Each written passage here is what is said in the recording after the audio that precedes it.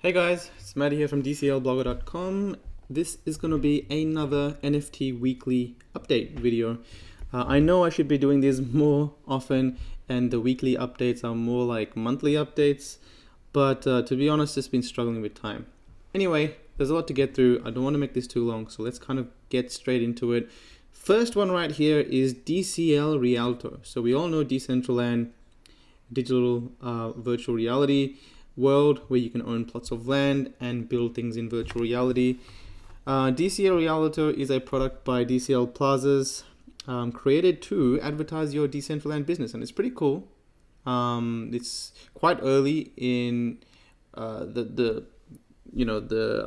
project of Decentraland, in the sense that Decentraland is launching just around the corner, so you can't actually test out the beta and see what the world looks like at the moment. We've had glimpses of it, and so when that does happen, when it does get launched and people start to come on board and build experiences and businesses, well, DCL Rialto is a marketplace kind of website where you can advertise what you have, what you're doing, and kind of get the attention of the Decentraland community. It's pretty cool. You can see some of the stuff that's already been added here. 3D artists for hire, bespoke logo designs. So if you have a service that you need, so Star City is looking for investors, it's a great place to just come and see what people need, what's going on within Decentraland. Post a design proposition for mydcl.net. So we all know mydcl.net is a project by one of the community members. Pretty cool. So if you do want to advertise anything to the Decentraland community, you are welcome to do so. I believe it's free at the moment, so check it out.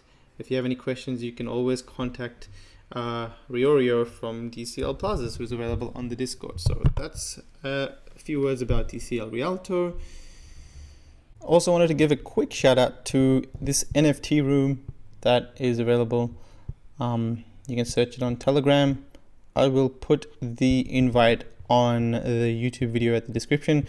But it's a pretty cool space opened up by, I believe, Gabby and Eric, Sue, I think, and a couple of others. But yeah, it's pretty cool. You can talk NFTs with a lot of important people. Not important, I guess, people that are pretty heavily involved in the NFT space, and we all talk different NFT projects. 135 members so far already. We also obviously have we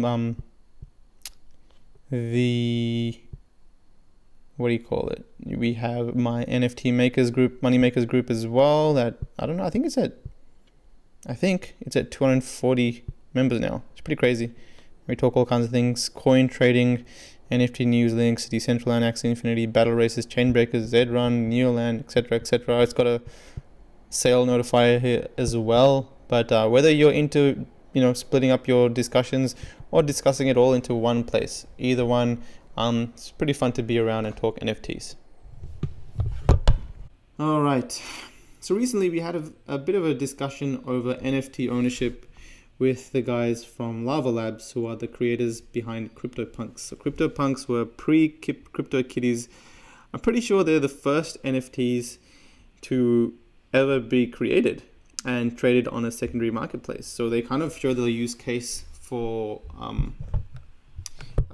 having NFTs and crypto collectibles, kind of paved the way in that sense. CryptoKitties kind of took it a bit crazy, but CryptoPunks were one of the first, or if not the first. So now I have the idea of opening up a merchandise store to provide a fulfillment service for people that want to print their crypto collectibles on shirts and socks and frames and all kinds of things. So the question came up is, what's the legalities behind this?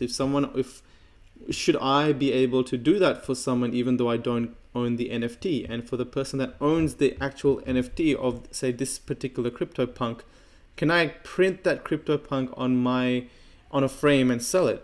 Like, who owns the rights for that? So there's a long conversation. It's quite lengthy, but eventually Pence came out saying that they're going to follow the Nifty license, which are the same license that CryptoKitties apply. And that is, I'll go through it at the moment. Basically, if you own, say, a particular CryptoKitty, maybe a particular CryptoPunk at this stage, you can. So these are the things that you're allowed to do. You can use the kitty art for your personal non-commercial use. So you can draw pictures of it. You can make a frame of it and put it in your room. You can do whatever you want as long as you're not selling it, basically. Use the kitty art when you're on a marketplace that allows the purchases and sale of your kitty. Use your kitty art when you are on a third-party website or an app that allows so you can play games with your kitty. Use the kitty art to commercialize your own merchandise, provided that you aren't earning more than $100,000 in revenue each year from doing so. Okay. What you're not allowed to do is modify the art using the art to market or sell third-party products, using the art to connect in connection with images of hatred, trying to trademark your art or otherwise acquire intellectual property rights to it. So basically, the Nifty license is balancing the two, protecting the hard work and ingenuity of the creators, so the people that created the product, and granting permission or use cases for the person that owns the actual NFT. So what can they and can they not do with it? So for me, that is going to create merchandise or provide the service of allowing people to create frames and stuff with their CryptoKitties. I'll have to verify that they own that particular NFT before I go ahead and do so. So there's ways to do that. You can get them to sign through MetaMask. Maybe I can get them to send out a transaction and verify that transaction somehow. But there's ways around that. But it's interesting to note this license for ownership for crypto collectibles. As the space evolves, we'll see how things like this kind of clarify true ownership and what that actually means. This just came out recently. So Altitude Games or Battle Races, which is, I think the pre-sale's coming out today. They've just partnered with District X, and they'll be hosting their home for battle races in Decentraland in District X. That's pretty cool. District X has previously been a adult kind of district or project within Decentraland. Let me try pull it up. So they are located over here, and places or land around District X is actually one of the most expensive areas. This little pocket here has been historically quite expensive to get a spot relative to the other places. But it seems like Altitude Games will have a small bit in here for now. So that's pretty cool. They have a home. It's good to know. Let me go back to here. I'll talk about this a bit later. What else do we have? So CryptoPunks, back to CryptoPunks, which have a bit of a soft spot to me and a lot of other people because they were the first, and there's only 10,000 of them. And the cheapest ones, if you go check out CryptoPunks and you see the ones for sale, I think they're about 0.5 ETH is the cheapest you can get them for. So you can see that there's some sales going on somewhat consistently. There's 5 or 6 sales that happen, maybe more, 10 plus sales that happened 2 days ago, one recently. But they seem to hold their value. Like the cheapest one you can get is 0.5. That's obviously a lot more than they used to be. And look, this one sold for 10 Ethereum. There's a lot of CryptoPunks I'll be talking about now because there has been one of the creators came out, and basically, so Chris is one of our community members for Decentraland, but he also invests in other NFT projects. I kind of see him around Axie Infinity. I see him around Battle Races, probably. I'll see him around other projects where he kind of tries to get really good, get in early, get great kind of, NFTs and crypto collectibles early on some projects. So he was, so CryptoPunks, what they did is the creators of CryptoPunks hold a certain amount of the 10,000 punks. Of that, 25 or so were signed by the creators of CryptoPunks and held in a gallery. And so recently, a batch of 3 that just sold, one of the 3 was bought by Chris for $7,500 US. It's kind of mind-boggling. And another one was bought by the Winklevoss twins. And if you don't know them, they are one of the early investors in Bitcoin. It is reported that they have around about 1% of all the Bitcoin in circulation. So they're definitely up there in being heavily invested and quite rich, if I were to say bluntly. So they ended up buying one of the signed digital prints that came with a sealed and enveloped certified kind of frame, right? Signed by John Watkinson. So there were about 25 of them in signed and out for sale. People have spent a lot of money on them. There has been one person has bought 8 of them, I believe. The first 8 or so was sold to one person for around $35,000 US. I definitely need to do more research on this. It's kind of hard to figure out all these pieces of information, but yeah, it's kind of taken it to a new level where it's physical art being verified by digital ownership, and the physical art and the digital part of it has value because there's a history behind this, which is a lot more intricate than the rest of the 9,900 and whatever punks that are out there. So that's pretty interesting. Chris bought one of them for $7,500 US. It's cool to see the space move in this direction where it's just so much value and a lot of money being spent on collectibles, and NFTs are truly becoming strong in the position of crypto collectibles with the an underline under the word collectible. People spend quite a lot of money on collectibles, hundreds of thousands of US dollars, in fact millions of dollars. So that's where the value comes from. Some people like to be early holders of some important projects. So Lava Labs are also the people behind Autoglyphs, which are a similar kind of thing, but there's only 512 of these autoglyphs available, and they're kind of auto-generated, I believe, from the code running on the Ethereum blockchain, and they've already been bought, so you can pay 0.2 Ethereum, which is $50 US, to generate one of these glyphs. And you got 512 glyphs, and as soon as 512 glyphs were reached, which they have, the generator was turned off, and now the only way to get them is to buy them from this secondary marketplace. If you check out the secondary marketplace, which is often on OpenSea, you can see that previously, I feel like the cheapest you can get them for is around 1 Ethereum, 0.8, 1.7 for this one, 0.2 for this one, 1.3, 1.5, 2. So who knows what is going to happen to this? Are they going to hold a lot more value than CryptoPunks? It'll be interesting to see. The chart below shows the ownership of all 512 glyphs, so you can see who owns how many of them. So is 128 owned by this person, 60 owned by this person, 40 owned by this person? That's quite a lot. So 100, 230, it's almost like half of the glyphs are owned by 4 to 5 people. It's pretty crazy, isn't it? Battle races. So battle races is the pre-sale starting in 9 hours. Battle races are a game that are going to be releasing on Decentraland. Pretty excited to see what happens. A really cool thing is they allowed us to play the beta version, which there's a really nice video here. It's quite long. It's about 3 hours and 30 minutes. But I believe her name is, I don't know her name actually, but this YouTuber, Wolven's Ward, kind of streams her way through, kind of have a glimpse of what it looks like. There's another person playing over there. You can join a game whenever you want. Yeah, I'm the third player.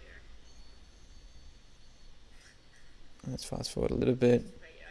And basically when you're playing, you're versing 3 people, so it's 4 people in a racetrack, and you can click trap, boost. You only can click these 2 buttons. They automatically go, and yeah, it's pretty simple to operate. But I played the beta version, and to be honest, I found it pretty fun in the sense that you can go there and interact and talk to other people. So this is another player, and we were all kind of running around talking to each other, and it's pretty fun, to be honest. And it's nice. It's quite a fluid game by Battle Races, Altitude Games, I believe. So it will be interesting to see how they do in the pre-sale and to actually go into Decentraland and see this stuff in virtual reality. These are the pre-sale costs. So you can get bronze, wood, silver, gold, cheapest one I believe being wood. It gives the least chance for epic, but it's pretty damn cheap. So 0.035 for 1 Ethereum, you can probably get about 25 or 30 crates, 30 wood crates. So it's pretty cheap. You can get 10 bronze crates, 3 silver crates for 1 Ethereum, and 1 gold crate for 1 Ethereum. There's a higher chance for an epic. You got a chance for a legendary drop. So it's going to be interesting to see what happens and how they go, especially with the bull market at the moment. This is a nice little tweet here by, well, Vitalik kind of has a picture of himself holding up a crypto kaiju, which yeah, that's a pretty interesting tweet. He supports the NFT direction that Ethereum is taking, or one of the directions it's taking. These guys, so basically I think they're like physical toys or items that you can buy, and they're all unique and they're all digitally certified and verified on the Ethereum blockchain, which makes it even more unique. That's pretty cool. We have, so I've gone through that. This is the punk that was bought by Chris for $7,500 or more than $7,500. It was auctioned off on this portion.io, and yeah, pretty interesting to see what's going on with that. Now this is interesting. So high fidelity, we all know high fidelity. Well, at least I do, and the people that have been pretty involved in Decentraland do, because they used to be known as a competitor, somewhat a competitor for the Decentraland project, in the sense that they're also trying to create a virtual reality world, but they operate a bit differently, right? So you can't, there's not one world where we can all go in and have this projects in. It's kind of different servers where you can build whatever you want in your own server. Then you have to market that URL and get people to join it and check it out. So it's kind of like having separate independent projects in different parallel universes kind of thing.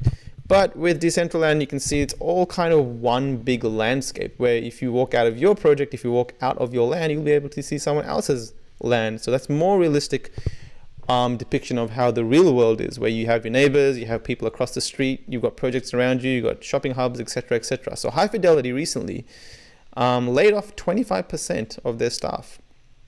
Okay, so they've pivoted to enterprise communication. So basically, I'll go through it a little bit later, but they've laid off 25% of their staff, and they've changed directions. So they've shut down their public spaces, but the company will continue to support third-party developers while working on their own spaces. High Fidelity will also continue to support its marketplace, which is powered by an in-world currency based on blockchain technology. So they do have an in-game marketplace that they use to buy and sell items within the game, and they have their own token as well. But in this Q&A, if you have a quick look, basically, why are you changing course? There's just not enough people using VR headsets at the moment. So if we have a look at the model that they're trying to go for, the main thing is there will be, let's kind of read this from the start. At the moment, there just aren't enough people using VR headsets to sustain a business that makes a little money from a lot of users. There will be, but it will take a few years. So what they're trying to say is that they felt like they're a lot earlier on to create a VR world, when people using VR are just not that many, right? There's not many VR headsets being sold, not many people use them. So catering to a very small community is just not a scalable business at the moment. So what they're trying to do is, in the meantime, we need to focus on a more specific use case for VR based on our own experience. We think that's possibly going to be the workplace, going to be the workplace. So it's going to be like they're going to focus on virtual workplaces. It's kind of a pretty big shift in direction. We've always envisioned working in VR as a critical part of virtual world, and now we're investing in work as our best bet to increase user adoption and help get us into the mainstream. So that's what they're going to be focusing on, from just focusing on creating virtual reality experiences as a whole, to now creating virtual experiences specific to workplaces. And that's interesting because, and I feel like their model, there's a kind of a disconnect, because like I said, the servers and the projects are separated, and you can't walk out of your space or look over your world and see another world and kind of just fly to it. And so the marketability and it's not comparable to the real world. The sense of community, the sense of having people around you is what brings people together. That is what makes things fun. For example, when you go to the restaurant, rarely do you go by yourself, right? You go with a few friends, you go have fun, you eat in the presence of your friends, you have fun. And that's what is exciting, the feeling of being part of a friend group. So that's why Decentraland, in the sense that having people around all participating and viewing the same world, is going to be, hopefully, is going to be a lot different and should solve that problem in that sense. Now, Decentraland Conference Center, they've all got different projects within Decentraland, but I'm thinking maybe Decentraland Conference Center sounds to me on first glance of just the name of the district that this might be an area where we can actually also set up virtual workplaces. Don't really need that much space. I mean, one land is 16 by 16 meters. It's a decent size to, you know, go hang out with a few people, maybe your work team. Now, I run an e-com store. I have an e-com business that I run, and I have a few people that work for me, from people that write content to people that may edit some photos, may reach out to suppliers, some people that do SEO work for me, some people that give me strategies on paid marketing. So all of these people I can kind of all meet up with in my little virtual workplace in Decentraland. So that'll be pretty cool. And I have a lot of land, so I might, if the ability to do that isn't available in these districts, then I might create a place where you can do that and lock out other people and just have private meetings with your colleagues or your employees, and discuss, you know, stream your project on the screen and have a look and have a discussion with the direction you want. And it's kind of like meeting up in real life, especially having the browser integration where you can move your hands and the webcam from the laptop or the computer can pick up your hand signals, and you can have a lot more movement without the VR headset using that. So that's an interesting direction that High Fidelity have taken, and I'm just comparing it to Decentraland. All right, so this is a game released by Dapper Labs, who are the guys behind CryptoKitties, Cheese Wizard. So the world's first blockchain battle royale with cheese. Okay, that's definitely a world first. Basically, you can buy a cheese wizard, which gets auto-generated, and use it to fight for a prize pool of 435 Ethereum. Now, isn't that cool? And I believe like each wizard have different types of skills and different things, and you can generate it. And I'm pretty sure that with each wizard that's generated, the next one gets more expensive to generate, right?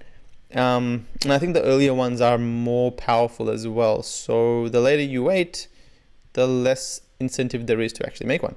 So if I go to summon my first cheese wizard, let's see how much it costs.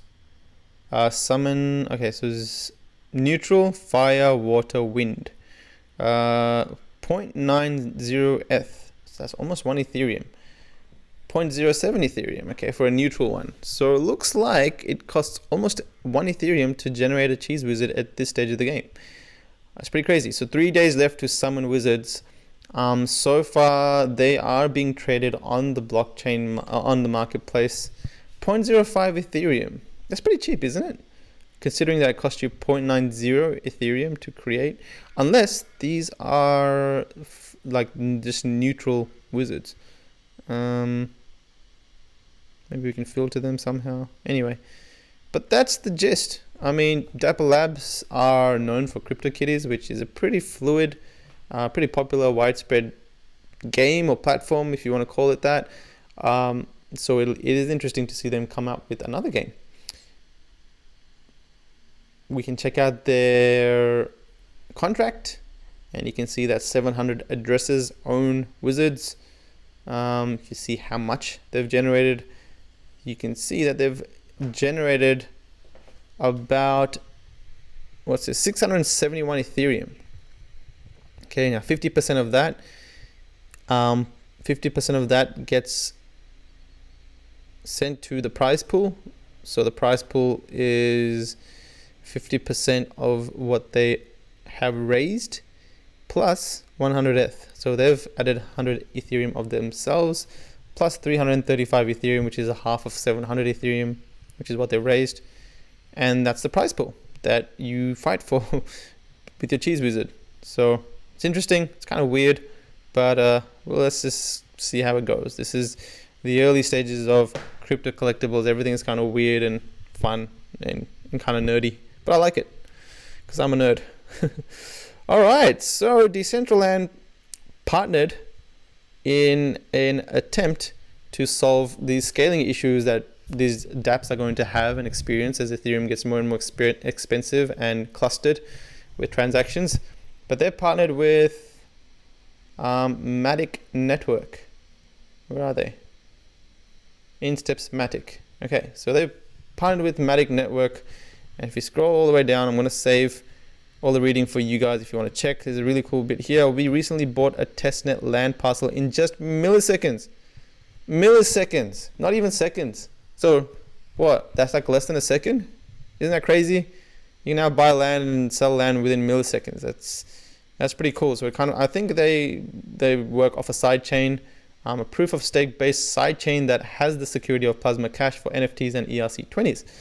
That's pretty interesting. But the more interesting thing is how crazy Matic Network has gone today.